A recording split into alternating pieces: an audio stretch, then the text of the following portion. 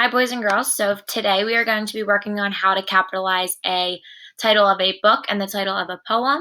So last week we learned about different things that we capitalize when we're writing, and our books and poems fall under that category of things that need to be capitalized.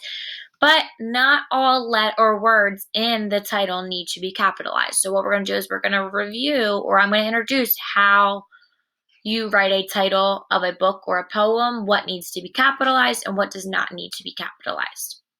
So if you look at our first bullet point, it says when you are writing the title of a book, the important words need to be capitalized. So the longer words, it says the first and the last word and other important words. So the first word of the book title, the last word of the title, and any other longer words.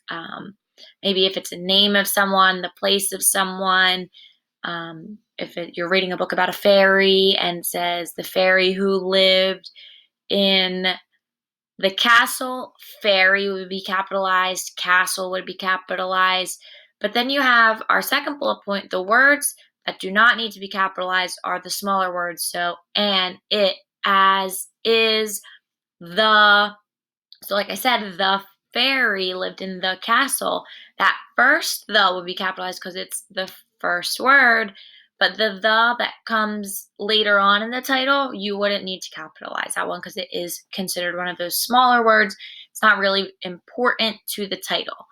Then you have when you're writing a title of a book in a sentence, it needs to be underlined. So if you're writing a summary and you say in the book, Dogman, you need to underline Dogman so you are giving it the correct credit when you're writing about it. So I have a few examples down here. My third grade loves to read Who Was Albert Einstein? So the book that we're talking about was Who Was Albert Einstein? As we can see, we have the first word capitalized, and Albert Einstein because it's a name that's very important, but we don't have was. It's one of those smaller words that doesn't have as much importance. And then I have the other sentence, have you ever read the story Diary of a Wimpy Kid? So you could see my first and my last word are capitalized, but of and a are not because those are the smaller words that really don't have as much importance.